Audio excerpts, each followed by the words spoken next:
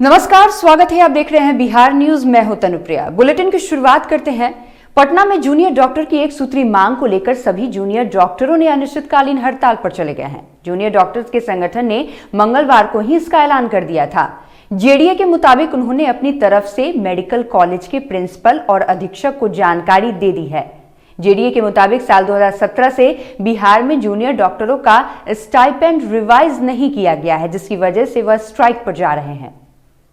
अनिश्चितकालीन है जब तक कि कोई ठोस वार्ता नहीं होती है तब तक। किसी अधिकारी से आप नहीं, अभी तक कोई बातचीत नहीं हुई है। स्टाइपेंड इंक्रीमेंट भी हमारा डिमांड है। This January only we wanted to increase and their documentation की इंक्रीज होना चाहिए।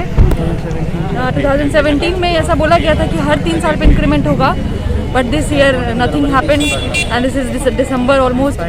The year is दीपनगर थाना इलाके के NH-20 पर चोरा बगीचा के समीप ट्रक और बुलेट की टक्कर में बुलेट सवार एक आरक्षी की मौत हो गई, जबकि इस घटना में उनके साथ जा रहे दोस्त गंभीर रूप से जख्मी हो गए।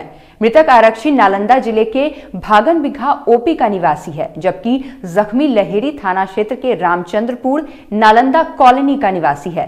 घटना के बारे में बताया जाता है कि वे ड्यूटी के बाद अपने दोस्त के साथ खाना खाकर पुलिस केंद्र जा रहे थे। इसी बीच ट्रक ने बुलेट में जबरदस्त टक्कर मार दी, जिससे दोनों जख्मी हो गए। क्या घटना घटी है? घटना अभी पता चला हमको कि हमारे जिला के सिपाही है और एक्सीडेंट अभी हुआ है। पता चला कि एक्सीडेंट में निधन हो गया, तो हम लोग भागे आए हैं। जख्मी भी कोई हुए हैं? जी, एक आदमी और हैं, उनके साथ साथ सिविलियन हैं, वो जख्मी हुए हैं। पूर्वी चंपारण में मनचले युवक की हरकत से परेशान 13 वर्षीय नाबालिग की आत्महत्या का मामला सामने आया है। घटना चकिया थाना के 12 गोविंद गांव की है। घटना के बाद परिजनों की सूचना पर चकिया थाना पुलिस ने नाबालिग के शव को बरामद किया है। पुलिस ने शव को बरामद कर पोस्टमार्टम के लिए सदर अस्पताल भेज दिया है। अब खेत में गेल रहा हमार बेटा। हाँ। अब बेटा हमार खेत में गेल है तो ये जाइत रहा रोड पर बा है, तो कह रहा कि बोले देख माल के भाई जा रहा बा। ये बात ओकरा मौसी के जाके कहलक है। मौसी से एक झगड़ा झुगड़ी वलन भेल है, तो हमार बेटा गे रहा है पूर्वा से गिरावे, तो मारे ला धीरे रहा था। ओकर मौसी बोल है तो चुपचानी भाग गया है। तो ई जहर क्या खा लक? ई न पता बा कि दवाई कहाँ खा से न मालूम बा कि हम आवे रही है उन्होंने से खेत में से बस लड़का कथी कहता है से देखो ना ये जा रहा है, ठीक है, माल का भाई जा रहा है मेरा। थाना द्वारा भेजा गया है जो जहर खाया है। काहे जहर खा लिया, ये सब कुछ जानकारी है? नहीं। रोहतास जिले के अकौढ़ी गोला थाना क्षेत्र के लंकेश्वर बिघा गांव में जमीन के झगड़े में 45 वर्षीय किसान की गोली मारकर हत्या कर दी गई। हत्या का आरोप गांव के ही लोगों पर लगा है। वारदात के बारे में बताया जाता है कि जयराम शर्मा और अवधेश शर्मा के बीच खेती की जमीन को लेकर वर्षों से विवाद चल रहा था। उसी विवाद में इस वारदात को अंजाम दिया गया है। घटना के बाद पुलिस हत्यारों की गिरफ्तारी के लिए लगातार छापेमारी कर रही है। यह मामला लंकेश्वर बिघा श्री अवधेश शर्मा की तरफ से है और जमीन विवाद को लेकर हुआ है। 2 दिन पहले थाना प्रभारी बोले कि आप जमीन जा करके साफ सुथ कीजिए, जमीन आपका है तो साफ सुथ कीजिए, हम लोग आ रहे हैं। इसी बीच हम लोग जाकर आज एक दिनांक 23/12/2020 को साफ सुथ कर रहे थे, तभी अचानक बात में उसका बड़ा लड़का जयराम शर्मा का बड़ा लड़का धर्मदेव शर्मा आया और सटा करके मेरी आंखों के सामने 2 फायर मार दिया। सहरसा जिले के सौर बाजार थाना अंतर्गत समदा चौक से 2 छपटमार गिरोह का सदस्य गिरफ्तार किया गया है। ये दोनों समदा चौक के पास एक आर्मी के जवान से पैसा छीनकर भाग रहे थे, तो जवान ने इसे पकड़ लिया और तब तक ग्रामीणों की भीड़ इकट्ठा हो गई और ग्रामीणों के सहयोग से इसको सौर बाजार थाना के पुलिस को सौंप दिया गया।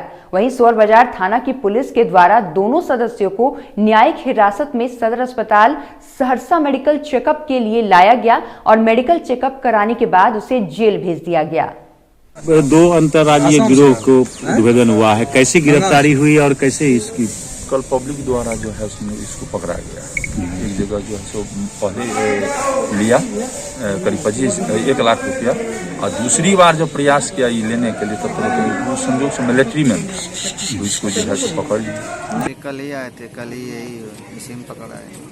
पीएससी मसौढ़ी में नव पदस्थापित चिकित्सक डॉक्टर सत्येंद्र मोहन पासवान की बर्खास्तगी को लेकर मसौढ़ी पीएससी के स्वास्थ्य कर्मी धरने पर बैठे हैं।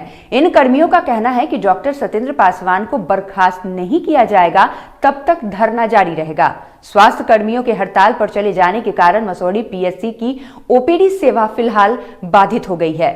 कार्य का बहिष्कार इसलिए किया गया है कि डॉक्टर सत्येंद्र नारायण पासवान जो 3-4 महीना पहले यहाँ पीएससी में योगदान दिए हैं, बहुत सा महिला कर्मचारी जो लेबर रूम में कार्यरत हो, जो टीकाकरण में कार्यरत हो या जो इमरजेंसी ड्यूटी में कार्यरत हो, उनके साथ मिसबिहेव करते हैं। कभी अकेले रूम में बुलाते हैं तो कभी गाली गलौज तक अब बात आ गई है। इसलिए हम लोग विरोध प्रदर्शन कर रहे हैं। हम लोग डॉक्टर सत्येंद्र नारायण पासवान के विरुद्ध धरने पे बैठे हैं, क्योंकि जब से वो आए हैं, बीते 3 महीने से उनको यहाँ पे पदस्थापित किए गए हैं। जब से वो आए हैं हमारे प्रसव कक्ष के सभी एएनएम के साथ दुर्व्यवहार करते हैं। हमेशा हम एकदम नीच नज़र से देखते हैं। सुंदर प्रसाद पासवान के खिलाफ बैठे हैं, उनको बर्खास्ती चाहते हैं। वो एएनएम से दुर्व्यवहार करते हैं। यही कारण है कि डॉक्टर सत्येंद्र नारायण पासवान के चलते हम लोग का मानसिक प्रतांग हो रहा है। उनके अभद्र व्यवहार के चलते हम लोग आज धरना प्रदर्शन में बैठे हुए हैं। उनको जब तक बर्खास्त नहीं किया जाएगा तब तक हम लोग धरना पर रहेंगे। बस ये डॉक्टर सत्येंद्र नारायण मोहन का वो कार्रवाई शुरू करें, प्रशासनिक कार्रवाई करे वो, प्रशासनिक कार्रवाई करके और हम लोग बर्दाश्त करते हैं। और हम लोग के साथ वो मिसबिहेव करते हैं, वो नहीं करना चाहिए, वो भी करते हैं।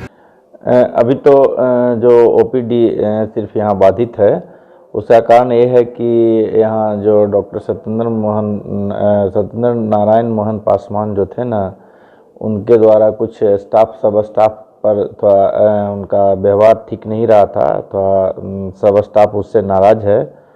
तो उसी संदर्भ में ये लोग हमसे मिला था, लेकिन फिर भी ये लोग को रिक्वेस्ट करने पर ये लोग इमरजेंसी भी बाधित करने के लिए था, लेकिन हम बोले कि इमरजेंसी बाधित नहीं रखो, बाकी सब सेवा चलेगी। ओपीडी ये लोग स्टॉप किए हुए। तो क्या क्यों बाधित क्यों क्या बाधित जो सत्येंद्र नारायण मोहन पासवान को पर ये लोग चाह रहा है कि विभागीय कार्रवाई होगा, कि वो जो जितना दिन 2 महीना 3 महीना जब यहाँ पहले जो ज्वाइन किए थे, इस पीरियड में जितना दिन भी यहाँ रहे, उस पीरियड में उनका सब स्टाफ के प्रति जो भी है माहौल थोड़ा सा खराब करने का उनके ऊपर आरोप है, और इसीलिए ये लोग ऐसा कर रहा है। भारत और नेपाल कोसी के संवेदकों ने जल संसाधन विभाग के द्वारा निविदा में किए गए फेरबदल को लेकर कोसी में बाढ़ पूर्व कटाव निरोधात्मक कार्य रोक दिया है। साथ ही कोसी के संवेदकों ने एंटी एरोजन टेंडर का बहिष्कार करने का निर्णय लिया है। नेपाल सीमावर्ती वीरपुर पर्यटक होटल में इंडो नेपाल के कोसी में कार्यरत सैकड़ों संवेदकों ने बैठक कर ऐलान किया है। इसका एक ही वजह है, जो जल संसाधन विभाग जो है, ये जो दर रेट में कटौती करके संपूर्ण संवेदक लोग का अपमान किया है। उतना ही नहीं, पूरे पब्लिक को अपमान किया गया है। जो रेट दिया गया है उस रेट में काम होना इम्पॉसिबल है, संभव ही नहीं है।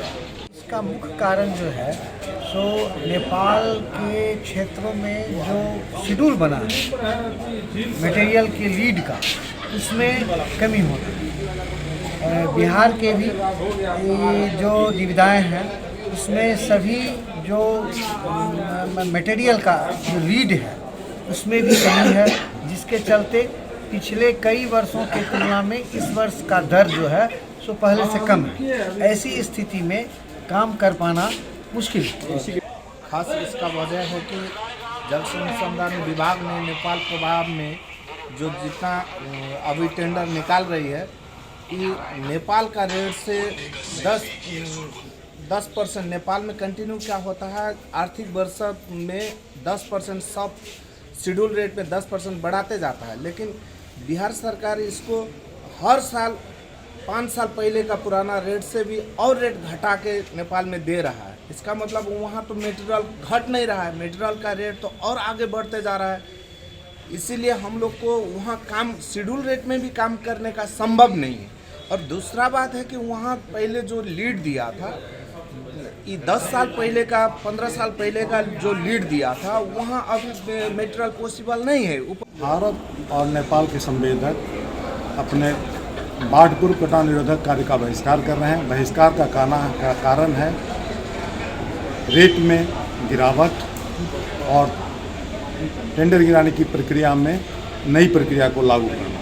गया के अनुग्रह मेमोरियल कॉलेज में मगध यूनिवर्सिटी के कुलपति डॉक्टर राजेंद्र प्रसाद के हाथों सृजित प्रतिभा पुस्तक का विमोचन और परीक्षा गेट का शिलान्यास किया गया। इस संदर्भ में कॉलेज के प्राचार्य प्रोफेसर डॉक्टर शमसुल इस्लाम ने बताया कि 3 महीने के अपने कार्यकाल में पुस्तक की शुरुआत की और इसे पब्लिश कराया। दूसरी गेट के शिलान्यास का बैकग्राउंड यह है कि जिला प्रशासन बार बार मुझको कह रही है, डीएम और एसएसपी साहब के प्रिंसिपल साहब, हो सके तो एक गेट और बनवाइए ताकि एग्जामिनेशन की जो भीड़ होती है उसको कंट्रोल किया जा सके। ट्रैफिक हो जाता है 1 घंटा लगभग। तो मैंने ये सोचा कि इसको बनवा दिया जाए। साकेत बिहारी सिंह पूर्व प्रभारी प्राचार्य और डॉक्टर आनंद जो पूर्व प्राचार्य थे इस कॉलेज के, इन लोगों ने भी शुरुआत की थी, लेकिन किसी कारणों नहीं हो सका था। मैंने इसको कर दिया, शिलान्यास हुआ है, गेट भी लगा दूंगा बहुत शीघ्र। बेगूसराय में महादलित परिवार बासगीत का पर्चा मिलने के बावजूद घर बनाने से वंचित होकर अब डीएम ऑफिस के सामने अनिश्चितकालीन आमरण अनशन शुरू किया है। दरअसल नावकोठी प्रखंड के हसनपुर बागर वार्ड संख्या 5 के महादलित परिवारों को साल 2013 से 14 में सरकार ने 3-3 डिसमिल जमीन देकर बासगीत पर पर्चा दिया था।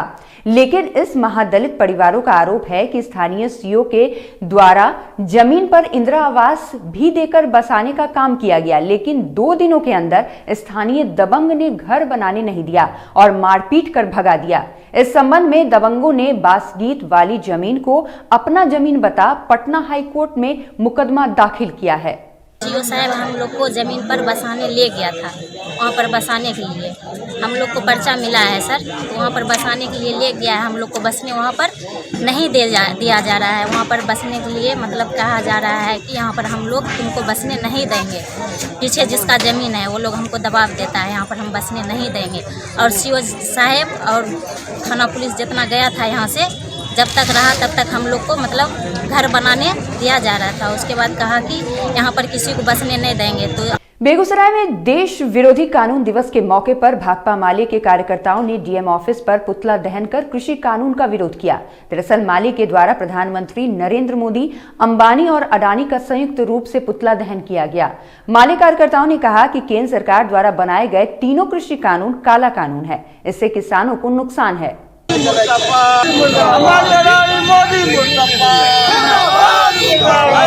रानी कहा तो देश बेचना बंद करो, मोदी मुर्दाबाद।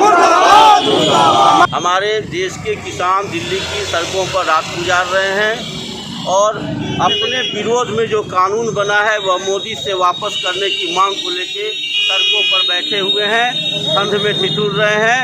34 से 35 किसान मर चुके हैं। कहने का ये मतलब है कि वो बाजार किसकी जिसके पास माल हो यानी स्टॉक हो, वह माल किसकी जिसके पास गाल हो यानी जिसके पास सत्ता हो, पावर हो। किसानों के खेत का उपजा हुआ सामान अंबानी और अडानी के गोदामों में जाएगा। अंबानी और अडानी माला माल होंगे और किसान हमारे बदहाल होंगे। और इसी के साथ इस वक्त के बुलेटिन में बस इतना ही। आप देखते रहिए बिहार न्यूज। नमस्कार।